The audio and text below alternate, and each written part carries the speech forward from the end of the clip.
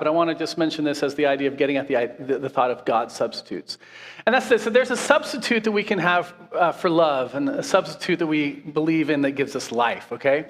So first, a substitute of love.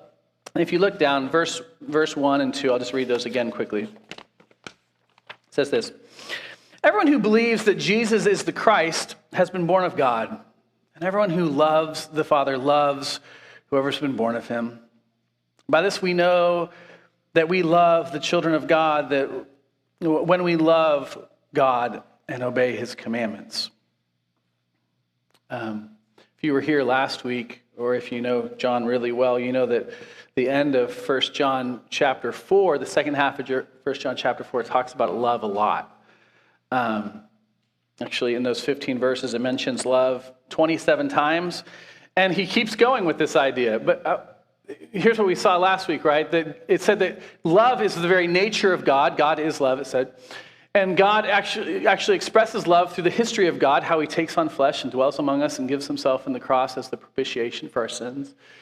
And also God's love still abides with us. He still is showing us his love even now, presently.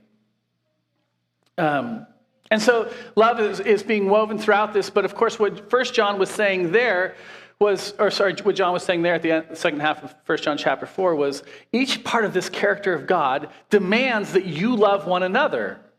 Right? The call was to understand our love for one another. But here and there, he also is questioning what we are giving our loves to. Do we love the Lord?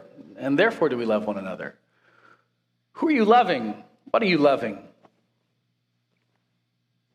I think he's extending this discourse on love because he's wanting to get at this main thing, the main point of this whole book. Don't buy into the substitutes. Don't give yourself to other loves. Don't buy into the great temptation to love other gods. Don't think that you'll find greater fulfillment or an ease of life or a greater joy in anything else. I want you to think about this in light of how large Amazon fulfillment centers are and stadiums are. In medieval times, you think pre-Industrial Revolution, pre-Renaissance even, the focal point of a town was its largest church. There were smaller churches, but its largest church was typically right at the center. And the highest point, the point that could orient you to where you are in life, was typically the spire or the highest point of that building. It said something about where their life was, where they found their love and what oriented them and their desires. I want you to simply think that we just built the 17th Amazon fulfillment center in this state alone, just down 83, and it is 1.2 million square feet. What does that say about our loves? Where we find fulfillment and an orientation towards our life. We touch our phones. We do, the average person, right? Probably me. 2,617 times a day. And a 30-second commercial at last year's Super Bowl cost $7 million. And those companies are willing to buy it because they know that you're probably going to watch it. And in watching it and giving it your attention, it's going to orient your life, and you're going to start to think, I love that. That will give me fulfillment. That will give me joy.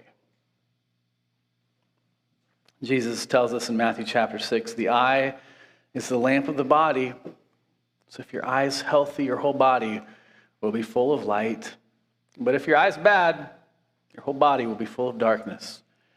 If then the light is in you is darkness, how great is the darkness? And immediately afterwards, after talking about what we are looking at consistently, he says this: no one can serve two masters, for either he will hate the one and love the other, or he will be devoted to the one and despise the other. And what's he talking about? He says, you cannot serve God and money. He ties the idea of what you are looking at to how you will spend to what you will love. And of course, immediately before both those passages, he tells us this: where your treasure is, there your heart will be also. It's part of the reason, actually, one of the greatest things you can start to do is to give literally your money away. Why do we spend all of our time watching and looking and spending and buying? Why? Because of what Jesus says right there. We're looking for God. We're trying to buy the things that God alone can give. We're looking for love. We're looking for the likes. We desire the dopamine hit of a like on Instagram, or the laughing face that you can put on a Facebook post. Those new jeans, that new experience, that new restaurant. Because we desire fulfillment, a life, joy, satisfaction. And what we are longing for is love. And what we are doing is we are misplacing that love all the time. We're putting God's substitutes in a place of what God alone can do.